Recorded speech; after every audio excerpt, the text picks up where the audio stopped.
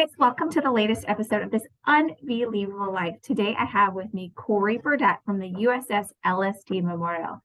Cory has always loved museums and history since he was young. Little did he know that his love and interest in museums and documentaries would lead him to receive his Bachelor's of Arts in History and Social Studies from Western Kentucky University in 2019.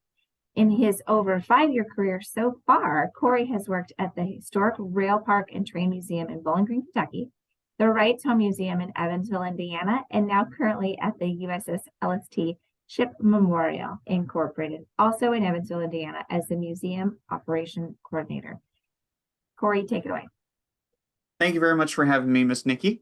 And so I guess we're just going to get started with what we do at the LST. So the USS LST Ship Memorial Inc. We're located in Evansville, Indiana. We're right on Riverside Drive, right by the Bally's Casino. Can't miss it. She's about 328 feet long, 50 feet wide. But what we do here is we are a museum and we tell the story of the LSTs. So LST stands for Landing Ship Tank, and they were made in World War II, and they're the largest transport ships that were made in World War II. And they would go on to be used besides World War II in Korea and even Vietnam. And I'm going to talk a little bit later more about that as we go on through this video today. And originally, the idea for LSTs actually came from none other than Winston Churchill. You might know that name from World War II. He served as the Prime Minister of Great Britain. But in World War I, he was known as what was called the First Lord of the Admiralty. He was in charge of a lot of different landing operations. And after the war, he decided that it would be a good idea to basically take the ship knowledge that they had at the time and incorporate it into something new to where they could get all their equipment, all their troops, everything onshore directly instead of relying on smaller boats and things like that that could get destroyed by enemy aircraft, enemy bombs, things like that too.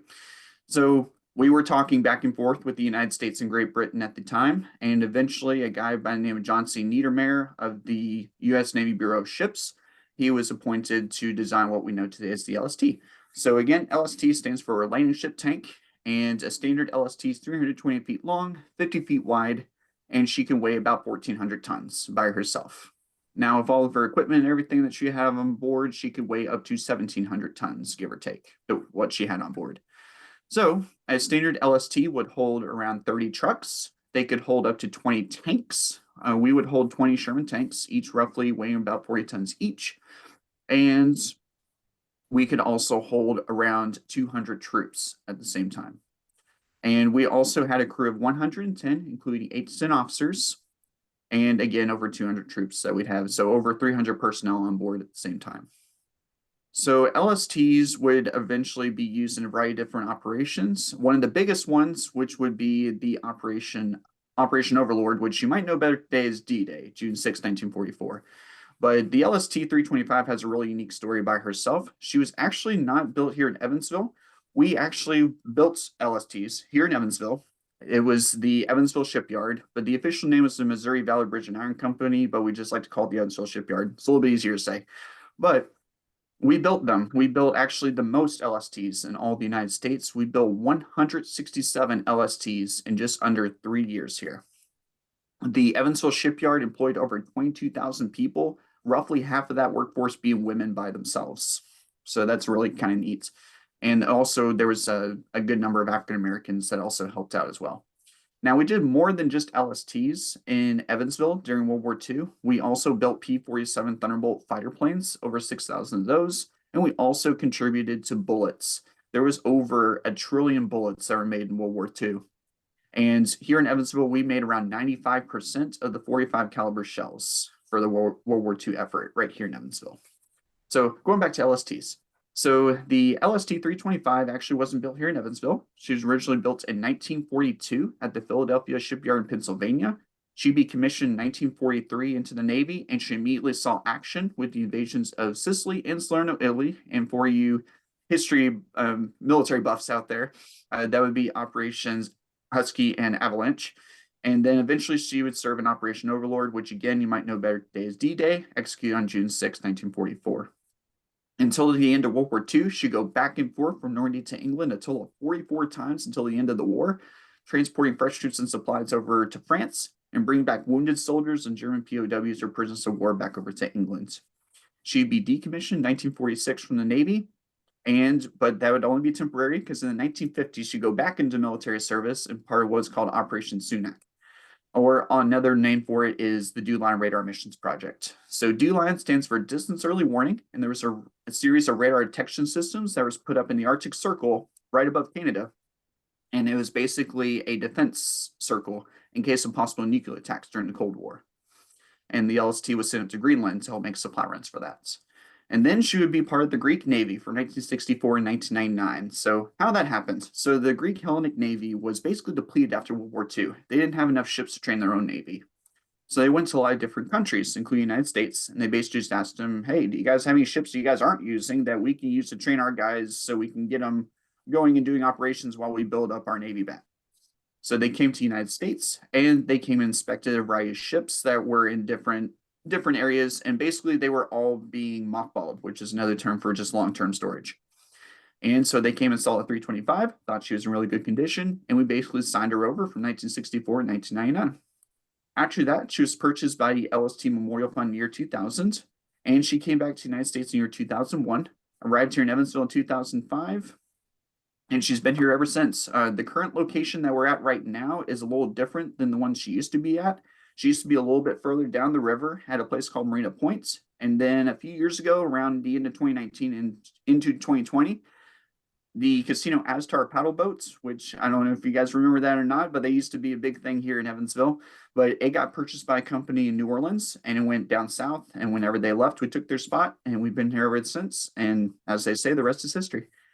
But if you come here and check us out, we have a little visitor center and museum area that tells you a little bit about the history of LSTs, a little bit about the story of the 325, and a variety of other different things that we have in our archive collection, which me as a museum operations coordinator, that's what I do. So I take care of archives, I take care of the exhibits, I take care of research, I do educational presentations, which I'm going to consider this an educational presentation. And we also am part of IT. I do the website. I do a variety of different things. So here we all wear a lot of hats here at the LST. We do a variety of different things because there's always something to get done on ship. But anyway, so going back to LSTs. So LSTs would be used in Korea and they would also be used in Vietnam. And there's even some modern day iterations of LSTs that are used a variety of different places. There's actually some older World War II era LSTs that are currently being used overseas, usually in Southeast Asia. You'll see they basically bought our old stuff and they use it today for a variety of different things. And there's even talks with both the United States and the Marines about bringing back their amphibious units. And they're currently working on different designs and things like that, also incorporating the World War II designs into modern day. So I think it's really kind of neat seeing how history is kind of just pulled into the present and hopefully into eventually the future. But yeah, so armaments on ships. So we do have guns on ship. I don't know if you can see it in the picture that I have right over here. You can kind of see up there. But we do have guns on ship. And we do, let's see, we have 12 20mm Orlik and anti-aircraft cannons. And all the guns that we have on ship, by the way, are all anti-aircraft guns. We never shot down other boats or ships because we had other boats and ships do that for us. LSTs would travel in convoys and they would never be by themselves, usually surrounded by patrol boats, cruisers, things like that, or even battleships or destroyers in some cases, depending on the situation. So we had 12 short range guns, the Orlikans, and then we also had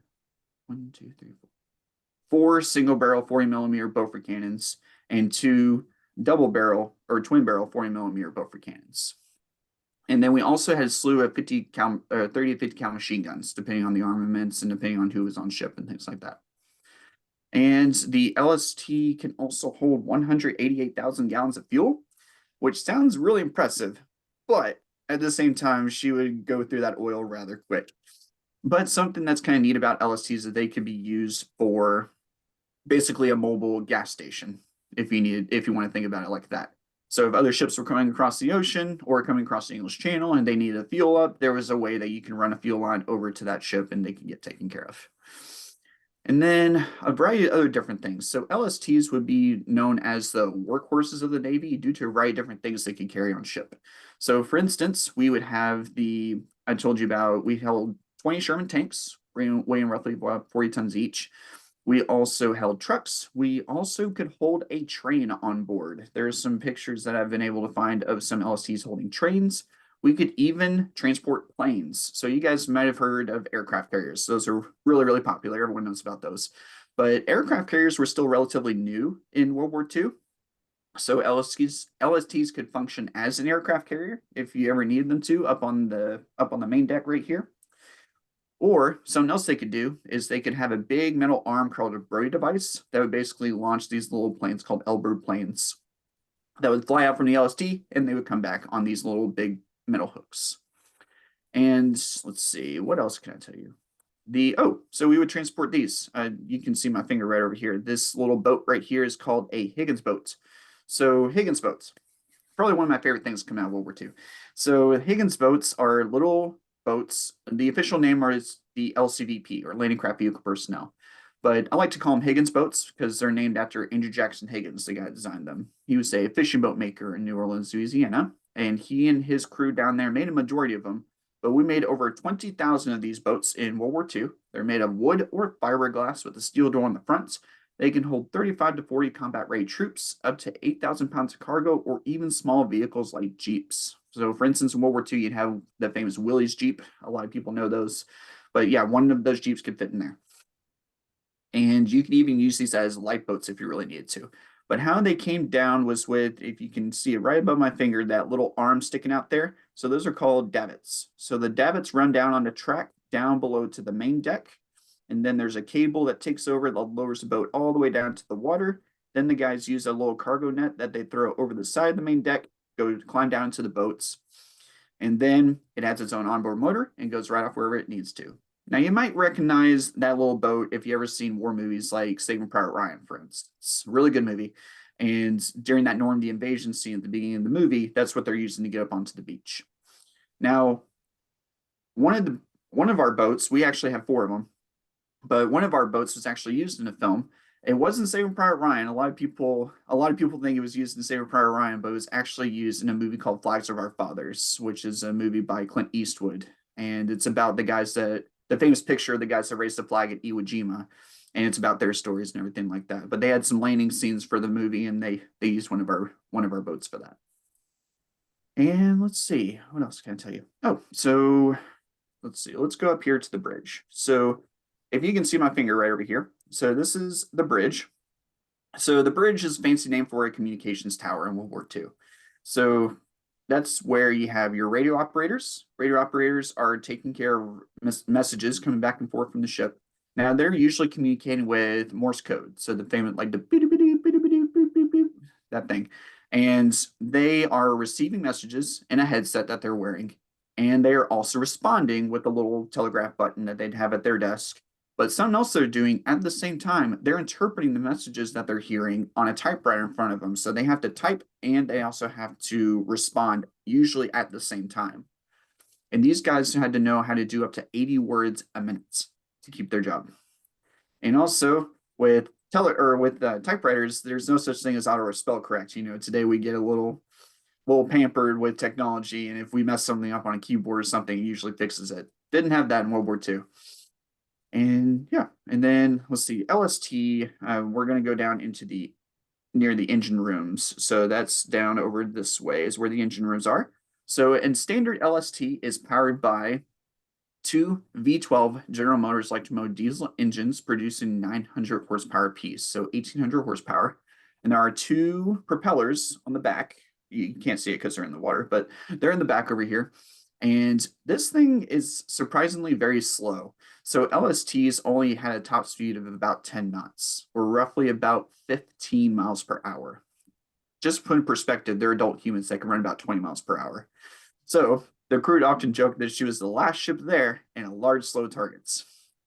And another name they nicknamed for her is a large steel tub, because LSTs are flat bottom ships. I don't know if you can really see it with this picture, but they are flat bottom ships. They're made that way so they can get up onto the shore. Then they can drop off all their equipment and then make their way back if they needed to.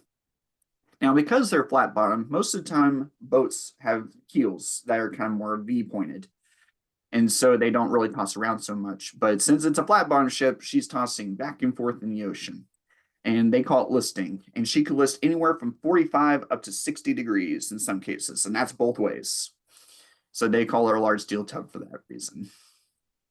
And then also that's why we have, like, if you see all these trucks and everything up here, they're all tied down with, and you can't see the cables, I apologize, but there's these really long metal cables that would attach onto the main deck in these little raised humps, basically called lily pads, also called clovers, and they would just be used to tie down everything that you needed to. So that way it doesn't go flying off in the ocean when the LST is tilting like so back and forth.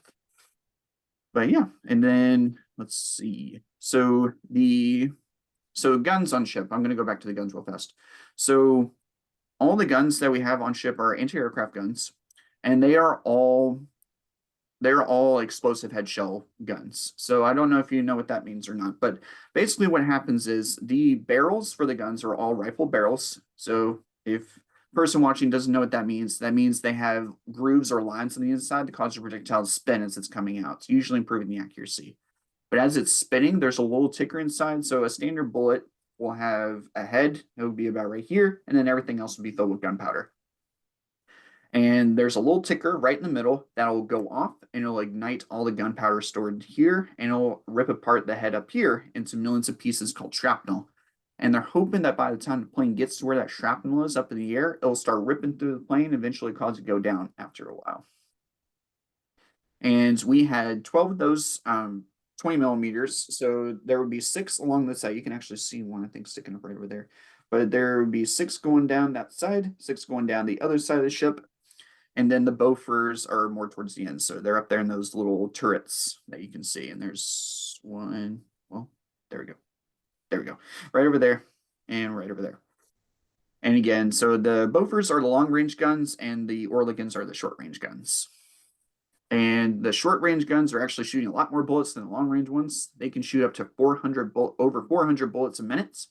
And the larger long range guns can shoot around 120 bullets a minute. Oh, so the LST 325.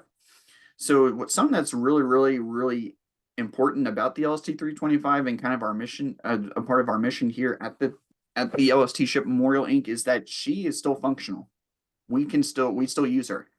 And she can go out on, we call it cruise here in the crew, but she goes out on trips usually in the fall. So this year we're going to be leaving a little bit earlier than normal. We're going to be heading out more in August, but it's anywhere between August to September, sometimes even early October is when we'll be out.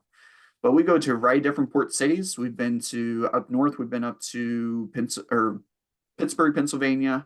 We've been all the way down to New Orleans, Louisiana. We've been to Mobile, Alabama. We've been to all along the Mississippi and the Ohio River. This past year, we went to Cincinnati, Ohio. We went to Ashland, Kentucky, and Charleston, West Virginia. This year, we're going up north on the Mississippi, so we're going to be heading to La Crosse, Wisconsin, Hannibal, Missouri, and Dubuque, Iowa. And if you want to find out more information about that, we are sending out information on our Facebook page and also our websites. And we're constantly updating information on both ends. So just be sure to keep checking back whenever you can to stay up to date as much as possible. LSTs provide a very important role in World War II and even beyond, like just in military in general, because just the fact that you have like a ship that can hold so much and then it can just bring it right up onto the shore, that was a real game changer. And it personally, whenever I started working here, even before I started working here, I knew you had to get all that equipment and everything onto the beaches, especially during like Normandy and other invasions and things like that. But I didn't know really about the LSTs until I started working here. And it's kind of sad that not really talked about more in schools or even just in general. And they really did play a very big vital role in World War II. And there was a lot of people that served on them and a lot of people that would come through them. And they just really played a big part in World War II. And here in Evansville, that's what we do. We tell our story. We tell people stories that are related to the LST. Like right now, probably one of my favorite memories right now of the LST is actually just happened not too recently, but I got to talk to one of the last living 325 crew members from World War II. He was celebrating his 100-year birthday. His name was Richard Everett Martin, and he was a machinist down in the engine room. And it was just really neat just talking to him and just hearing his stories. And even for a hundred year old man, he was still like he could remember it. He could tell you things, and it was really really impressive. I didn't get to see him in person; it was over video call, but it was still really cool. And I was sad to say he died a week later, but it was still really like that. It just brought it home. It just made it real, because you can talk about facts, figures, things like that, but it's the people make it real, and it's those kind of stories that really make it relatable. Another interesting tidbit that a lot of people have asked me numerous times with being a military ship, is the ship haunted? Yes. So the LST is haunted. So the main ghost that we have on ship we refer to as Jonathan. And Jonathan was a sailor that was part of the Greek Navy whenever the LST was in the Greek Navy. And we're not exactly sure if he was Greek or if he was American, because there was some Americans that were helping out during that time too, but we don't really know for sure. But he so his story goes that he was serving on ship. He enjoyed everything about it, but he also enjoyed drinking a lot. And sad to say, that would eventually lead to his downfall, because he went over to the galley, the place where you get your food, right over here. And he went around 3 a.m. trying to wrestle himself something up to eat one evening. And he was still a little topsy and turvy from the night before when he went out drinking with his boys, that he was going downstairs to eat in what's called the mess deck. So that's where it's basically where you would eat. And he was going downstairs, and he stumbled down the stairs, busted his head open, and he was found the next day dead. Because at that time, around 3 a.m., there's hardly anyone else that's awake. You usually have people that would be up here in the bridge for watch, but other than that, everyone else is asleep, and they're sleeping all along down over this way. So they wouldn't have heard anything over here. So he was found next day dead. So the crew would often tell you that they've heard footsteps around the galley area. They've seen doors opening, closing by themselves. Weird voices come from nowhere. We even captured one of our video cameras a while back. And I actually had a personal encounter. Well, not really with Jonathan, but I'm pretty sure I'm pretty sure it was Jonathan. So on tour, by the way, we do guided tours of the LST. If you ever want to come down here, check it out. And I'll talk a little bit more about that here in just a little bit. But one day on a guided tour, we go over here to where the Higgins boat is that I was telling you about earlier.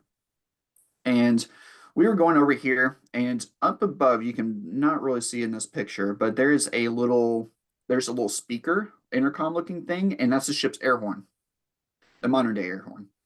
And we were given my tour, and I was about to talk about the Higgins boat when that air horn went off above me and my tour group for about 3 to 5 minutes without stopping. Well, that horn's pretty stinking loud when you're right underneath it. And afterwards, I sent out just a general radio call to some guys that we had on ship, and I said, hey, should the ship's air horn be going off for any reason? And they were just confused as I was, and they went all the way up to the top of the comm tower, which you can't see it because the comm tower was a feature that was added after World War II, but it's where we control the ship today. And they went up to the comm tower to turn off the air horn, because that's where the controls are located. Come to find out, the comm tower door was locked from the outside when they went to investigate, and the only person with the key that could get inside, so again, this is happening all up here, they were all the way down over here, about 2 to 3 decks below, while that was going on. So I think it's Jonathan, I'm sticking to it. And let's see, probably one of my favorite stories that I've heard about the LST is, so I talked to you about cruises when we go out to different port cities and things like that. This is one of my first stories that I heard whenever I started working here. But whenever we go on cruise, we usually will open up the front. So you see these doors and ramp.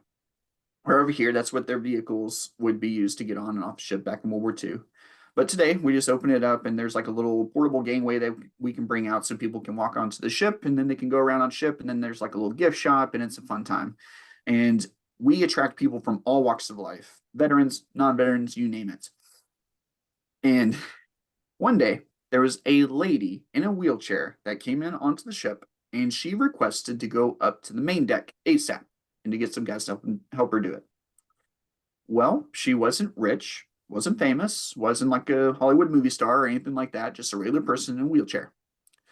and they brought her up to the main deck. She wheeled herself to a certain area of the main deck, and she stopped and she pointed down with her finger where it intersects on the main deck like a T.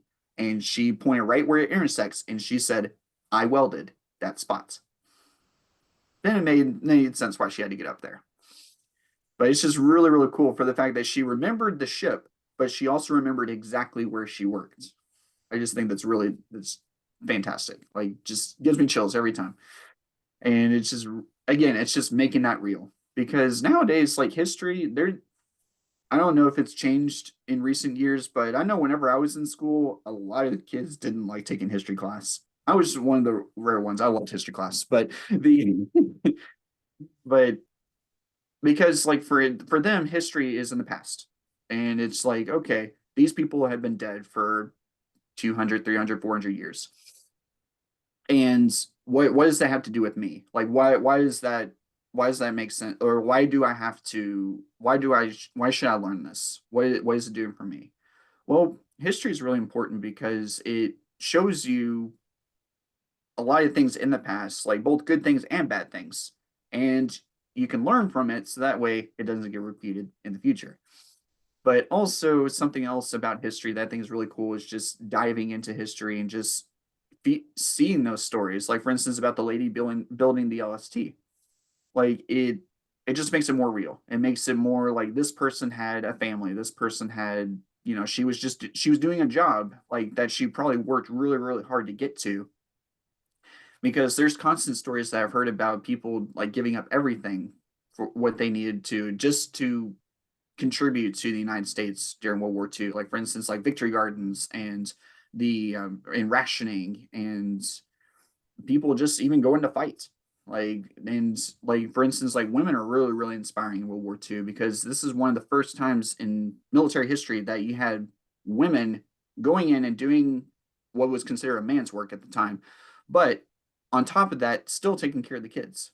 So you got, like, and doing all the stuff at home on top of holding a full-time job. And it's really, really inspiring just seeing how, even though we were kind of a little divided in World War II as a country, we were still probably as unified in World War II as we probably ever been. And it's very, very inspiring. And because the United States didn't want to get involved in World War II originally, because we were still reeling from World War One, and we were also going through the Great Depression and everything like that. And then this World War II definitely in brought or it definitely gave that push that the United States needed to really emerge as a global superpower, and eventually in turn becoming what we know it as today. And all right, and I guess what the last thing I'm going to leave you guys with, I got two things. First thing or three things. First thing, we are a museum. Feel free to come on out to the LST 325. We're open for our summer hours. We're open every day except Monday. We're open 10 a.m. to 4 p.m. Central Standard Time, and we offer guided tours on the hour. Our tours are about an hour long, and if you want to find out more information about that, feel free to give us a call, or you can also look us up on the online. We have www.lstmemorial.org, or you can also find us on Facebook. And we are more than happy to answer any questions that you might have, because believe me, there's a lot of them, especially with parking and everything around here. It gets nuts down here in downtown Evansville. But also, a second thing is, for anyone who's watching, especially for younger people who are watching, and you want to kind of do what I do, or someone like me, go for it. Like, literally, this is probably the most rewarding thing I've ever done with my life, except for having my son. That's the most rewarding thing. But just, if you have a dream, go for it. Like, people will talk to you all the time and tell you, like, like, you need to do this, you need to do that. Worry about you. You have an idea, go for it. That's like, just go for it, because you never know what can happen. Like, if you told middle school Cory that he would be working in a museum on a World War II ship, he would probably laugh right in your face. But it's just been fascinating. And then the last thing I'm going to leave you with is probably one of my favorite quotes about LSTs that I read about back in in one of my books that I did for prior research before coming to LST. In World War II, if the military personnel were akin to a spear's head or the sharp part of a spear, the LSTs are akin to the spear's shaft or the wooden handle parts.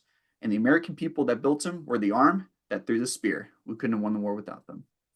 All right, and thank you very much for having me here. I'm just so thrilled. Thank you again for having me. And if anyone has any questions, feel free to reach out to me personally. My email is archives, ARCHIVES, at lstmemorial.org. And I'm more than happy to talk to you, answer questions. I also do presentations.